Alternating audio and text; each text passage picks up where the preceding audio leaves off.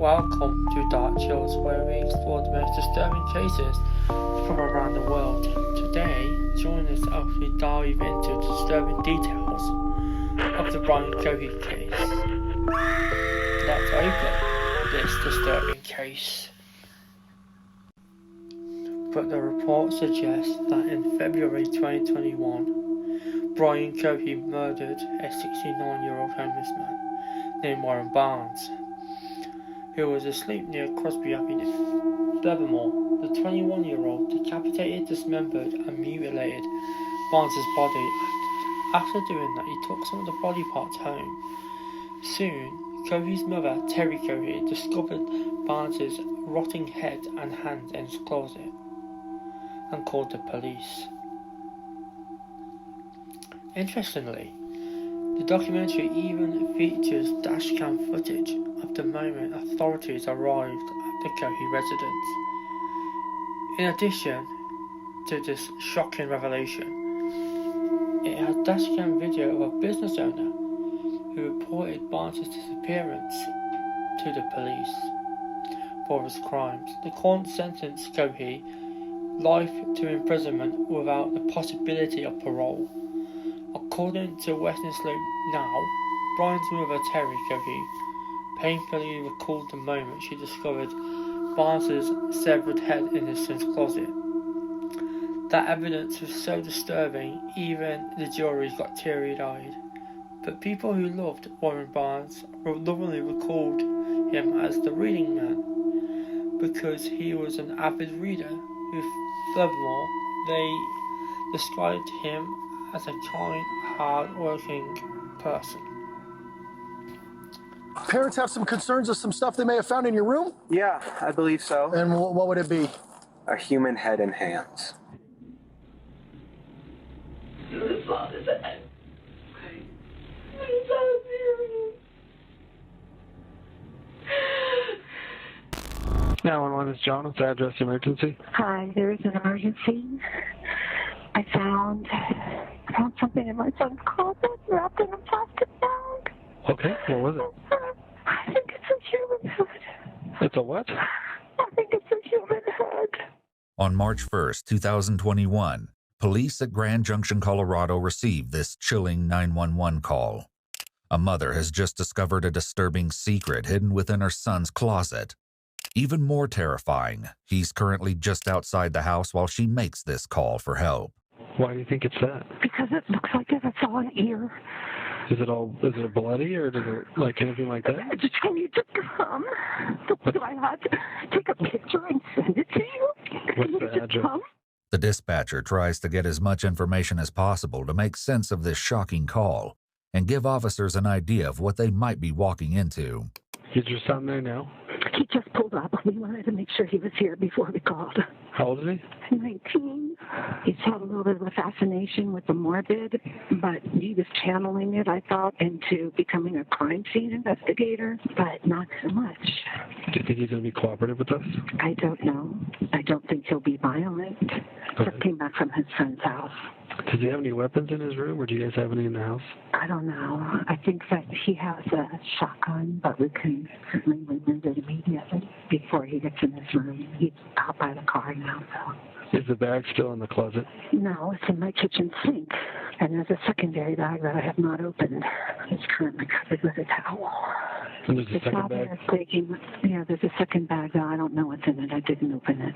I'm sorry. Did he take the second bag out of the closet? I took the second bag out of the closet and put it in the sink.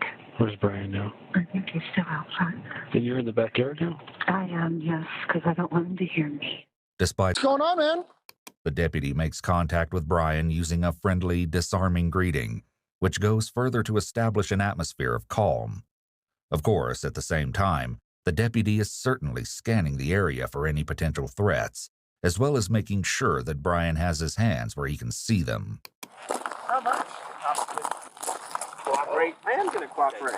Okay, so parents have some concerns of some stuff they may have found in your room? Yeah, I believe so. And what would it be? A human head and hands.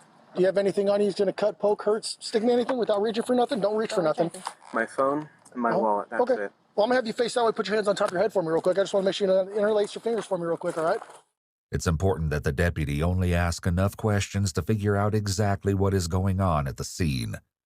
And while this is not the kind of encounter that even a veteran police officer would be accustomed to, it's Brian's parents who must slowly absorb the shock of their son's admission. I'm gonna have you walk over here. You're gonna sit in the back of my partner's patrol car for a minute, okay? Not yet. Okay. Just sit back there and hang out for me, okay? Can you walk me inside, please? Let's walk you off through this, what happened in the beginning. Okay. Let me do it. You go inside. Well, let's stay out here with me for a minute. Sit down. Come on, sit down, baby. Can I go in there and verify here Oh, first? yeah, please. Let me We go haven't through seen that. it. Yeah, we haven't Okay. looked at it. It's under the towel in the sink. Okay. Yeah, Andy,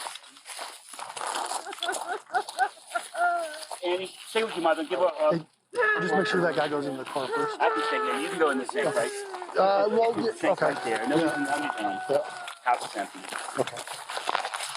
We just had a bad feeling about what happened this weekend. Okay. And she said there's a bag in this closet, and she opened it up. And she called me and said, get over here right now. The deputy correctly asks for permission to enter the house so that he can confirm the grim contents of the kitchen sink. I covered it with a towel. Okay. I didn't want him to see it because we didn't want him to run. I don't want to look at it.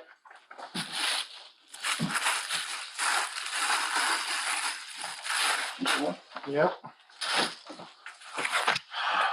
Just sit back there and hang out for me, okay? How are you? I'm good, sir. How are you?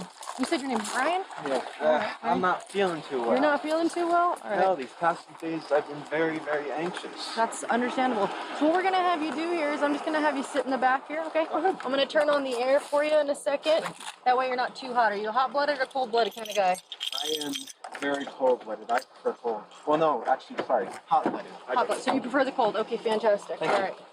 So hop in here. I know you're tall, so it's a little bit of a tight squeeze, but like I said, I'll get that air on for you. Sorry about that. All right. Of box and decided to confront his son. Went back out there this morning just to continue, and I opened the glove box, and there was a knife in the glove box, underwater. The glove box is full of water. Very large knife. And then, as I go around the passenger door, I open the passenger door, and there's a wallet in between this door and I open up. That's not Brian's wallet. It's frozen solid. That's not Brian's wallet. So I take it inside, and I end up getting one of the wads of cards out, and it's a labor ready. I read that, so I called labor ready. And then another one, there was a social security card. I was like, hey, this is a weird call, but I've got a wallet here with so-and-so's name, and I'm hoping he works for you all, or you subbed him out or whatever.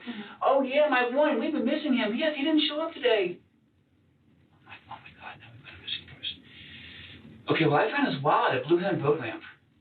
So here's my name. Here's all my information. If you get a hold of him, tell him I've got his wallet here at my house. Okay, so I left that like that. Called Brian. Brian, what's going on? Why is there a wallet in the car? Oh, I found it down at the boat ramp when I was down there walking around. And he was so sincere. I took it all. I want to believe him. He's my son. Sure. We found out, Brian, how come, and all this going on in the last 2 days, how come you didn't tell us about the wallet? Dad, I was just so excited with all the going on. My car getting towed. Look, it's wet now. It won't start. I just didn't think about it. I didn't think it was important, Dad. I'm like, Brian, who is this one whatever guy? Dad, I swear to you, I only know one Warren. He's my school friend. It's not him. I believe him. There's blood on the bumper. Right. And I'm like a smear of blood. And I'm like, that didn't come from that cut. And I asked him, Brian, you telling us the truth? That guy knew. I didn't want to believe it. What does he have in here? And I picked it up, and it was heavy. And I held it in my hands, and I was like, what in the world is this? What in the world? Is it something like maggots covering something? Or I don't know. I better take it in the sink.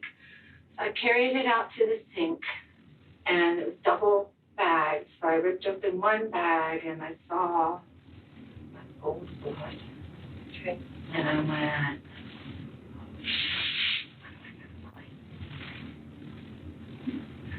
I ripped open the second bag. It was on his head.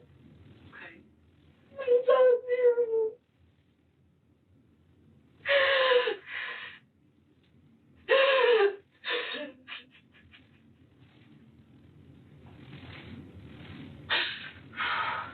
So I didn't open the second bag. Okay. I called my husband. I said, Brian Jr. had already gone over his friend's house. He said, Mom, I want to go over to Kai's house. And I said, okay, but, you know, don't be over there too long. He goes, yeah, I should only be over there maybe 3 or 4 hours. Let's go hang out with her. And I said, okay. This friend was Kylan Like, and police would speak with her shortly. So I called his father. He said, hi, is Big and Andy up from school?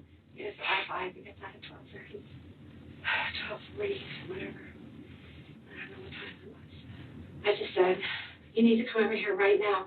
And he said, okay, well, I got Andy with me. And I said, you need to come over here right now. And he said, okay, I'll be there in a few minutes. And he hung up. Kylan Like's mother, Heather Gale, recalled what she saw after Brian ended the call. And my only memory of that was the way he peeled out of the driveway. I actually have a picture somewhere on my phone of the marks when he left to go, because his brother called him, I guess, and said, I need my car back. We know, of course, that this was a ruse on the part of Brian's parents to get him back to the house after their horrifying discovery. Brian, my husband, was already there by that point, and he put a towel around his stomach for me in bed. Then we hatched a plan to call Brian and tell him that his brother needed the Mustang for a driving lesson because he's on his learners. And just as he pulled up, I called him. And he kind of knew something was up. Dad, you ever feel like the day's going to change? He started saying things. I'm like, yeah, we're just being really vague. Me and Andy was sitting there, and Mom was on the phone over there talking to 911. And it just seemed like it took forever. As his parents continued to speak with the detectives, investigators Pete Berg and Lisa Norcross joined Brian in his room. Over the next 2 hours, they will hear a shocking story of confession. He's somewhat of a unique suspect. Let's see. Yeah, it was the night of February 27th. It was a full moon. And I figured I could see so well, why not drive out? I am in a bad state of mind at that time. I have major depressive disorder, so I am not thinking, shall say, positively. Okay. And I'm cruising around for an hour and a half. So I fill up on gas halfway through, and I'm eventually driving underneath the bridge near the sheriff's office. I'm bad with words. I'm just, yeah. By the way, I'm a habitual late shaker. I have a question. Mm-hmm. You send people who have committed crimes like me. Do we stay in this county jail or are we moved? It all depends on what the judge says. Brian maintains his spirit of cooperation, but he's clearly concerned about what happens after this interview is over. It's interesting to note how he compares himself to others with the phrase, people who have committed crimes like me, almost as if he has joined an exclusive club. So we were at the bridge? Yes, I was at the bridge. I was cruising. So, yeah, there was a road underneath, right? Under the overpass. And I was driving along, and I see a shape here on the railway track. So I'm like, oh, interesting. So I go up, and as I'm looking, I see a large thing wrapped in a canvas. Okay. And I'm like, that's a homeless person. So I grab my knife, I put on 3 layers of gloves because plastic gloves can betray their users because they're so thin, those vinyl gloves, by putting your fingerprints through. So I put on 2, 3 on one hand. I took the knife, I pulled back the canvas, and I stabbed his neck. Okay. He was panicking at first in his old man voice. He was in his 50s. I know why I call him old man. He was saying, what are you doing? What are you doing? Why? Ah! And I just kept on stabbing his neck. Is it okay if I do a demonstration? Oh, yeah. This is him. I was straddled on top of him like this. Okay. And he couldn't fight back. It was actually surprisingly easy. I was barely breaking a sweat. I thought, oh, this guy, he's going to be tough. But no, it was actually surprisingly easy. And during the time, I was growling and making animalistic noises. At this point, there can be no doubt that Brian is excited to tell the investigators all about his horrific deed. Not only is he pleased to be holding court, he's actually reliving the murder and relishing the memory, demonstrated by a smile. As for any question of this crime being premeditated, Brian admits to having put on 3 layers of gloves, which he already had with him. The whole ordeal lasted about a minute and a half. Okay. And when I was finished stabbing him, he took out his last breath, a grunt, and his head was halfway cut off in stabs. All the while, no, actually, after I killed him, I just couldn't stop saying stinky, dirty. Social media accounts. Brian identifies himself as that stinky boy, registered under his email ID. And why were you saying that? I don't know. Okay. But you remember doing it, so. Yeah. I suppose it was just me speaking out my mind at that moment. It was a pouring out of the mind. Were you worried about, I mean, this looks like it's pretty close to the road and stuff. Somebody seeing you or catching you? It was 11 p.m., so not many were driving by.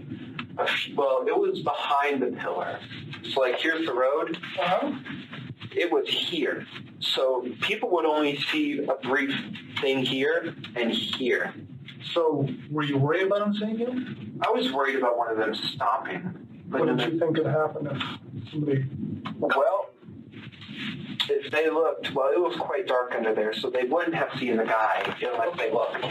They would have seen me holding a bloody 12-inch knife, wearing gloves, and wearing a mask to conceal my identity, a face mask. Okay. So you weren't doing it for COVID, you were doing it to hide your face? Partially. Social distancing. Yeah, but no one stopped. And I'm just like, proves the bystander effect. His laughter and offhand comments speak to his mindset, which is that nothing is wrong. Brian mentions the bystander effect here, which is the idea that the more people there are watching a crime, the less likely that anyone will stand up and do anything about it. There are a few different reasons behind this, but we know that it often occurs because people may be afraid that they'll be judged by the rest of the crowd if they step in first to do something. Ultimately, people are social creatures, and the vast majority of people chose to do whatever the rest of the crowd does. It's a rare person that steps forward alone. I noticed you got a cut on your hand. Is that from... Oh, that was when I was doing gas, when I filled up. What happened was, because I don't want to be seen in a gas station with a knife poking out of my pocket, I put it in the car on the back seat floor. When I'm done with it, I try and grab it, but my hand slips and grabs the blade, and as I pick it up, it slices these 2 fingers. Okay. And then, let's see, yeah. And then after that, I stripped his clothes. I cut open his belly. You can see his guts. They're really pink. Sorry, that was morbid. One of the exceptional aspects of Brian's confession is the level of detail he provides. Together with his casual commentary and jokes, these details convey to investigators that Brian is being fully truthful about what he... Back in the interrogation room, Brian goes into further nauseating detail about the post-mortem mutilation of Warren Barnes. Destroyed his eyes by stabbing them. Okay. And then I cut off his hands. I put those in plastic Ziploc bags. And then I cut off his right arm at this joint and at this joint. And then at this arm, I tried cutting it here, and then I tried cutting it here. But what happened was I accidentally broke his bone. This one, it was poking out. And so I left that one here, partially cut, dismembered here, bone sticking out. And then I left his body there. And then I took the head, put it in a leftover pizza box from the dinner a few nights ago. And then I took the hands, put them in the back, drove home, hid the hands and head in my room, cleaned the knife, threw away the garbage with the blood on it, and then put the blood stained, wasn't stained, it had splatters on it. I put it in the dish, in the washing machine. What did you put in there? I put the outfit I murdered him in the washing. Wearing, or? Yeah, I was wearing. Okay. In our washing machine, put it on high speed so it would effectively remove the blood. Washed it twice. You'll notice again that not only is Brian's level of detail remarkable and disturbing, he talks about the steps he took to avoid getting caught. These will undoubtedly be important elements to any eventual prosecution as it goes to establishing his state of mind. I can back up just so I don't lose track of where my mind is. So you cut him open, did you cut his arms off, his hands off, all that before you went home? Yeah, before I went home, I tossed the arm bits around. Like I took the right arm bit, threw it out, okay. Took the left arm bit, threw it out. So it's somewhere around that bridge? Yeah, but look in a... Because I know crime scenes can be a very wide area. Mm-hmm. You're going to want to look in a 10-foot area. So like, this is a zoom in. So here's the road, and here's where my car was parked. You're going his type of life. Okay. And I found a homeless person, and the original goal was just leave him there. But I was worried about the fibers on the outfit I was wearing that would be on his clothes and stuff. So I deliberately messed up the clothes. This is an outstanding amount of premeditation for a youth offender. It's a shocking amount for anyone, but particularly because of his age. His executive functioning is years from being developed, and yet he's thought so much of this through. It's chilling to think what he may have been capable of had he not been caught. Brian remains engaged, casual, and even jovial as he describes his mindset on the night of the murder. His detailed concerns about getting caught will make it very difficult for his lawyers to mount an effective insanity defense. According to Kylan Like's mother, Heather Gale, this isn't the first time that Brian talked about choosing a victim on the outskirts of society. Anything else things you've heard from Kylan come to mind? She told me that he had mentioned that he was going to kill a homeless person because nobody would miss them and he could get away with it. Yet once in an interview, Kylan tells a different story. He never talked to me about wanting to kill a homeless person specifically, but he definitely talked to me a lot about, killing. And I was actually surprised because I figured that if he was going to do something like this, that it would be on a larger scale. I thought he would, I don't want to sound vulgar, but I figured if he was going to snap, it would be like shooting up a store or something similar like that. And he had mentioned, not liking his neighbors, so I thought maybe something would happen there. So I was surprised that he had killed someone, but I was also surprised that it had only been one person. So how long have you been planning or looking for someone to do this with before you found this guy? About a year. About a year? No, 6 months. Brian's internet search history adds an interesting element to this as he looked up homicidal thoughts every day and how to cope with murderous thoughts. So you come close or seen somebody or chickened out or anything in the past? No. I mean, I was looking for a deliberately secluded place like that one. I wouldn't just go up in Clifton and find someone walking down the street and stab them. No, that's too public. Everyone sees that. Well, have you looked at the homeless places or anything in the past? I have, yes. I'll go on night drives often, maybe once every 2 weeks. Now just peruse the streets. So before this guy, how close had you come in the past? Not at all. I don't know, you just drive around.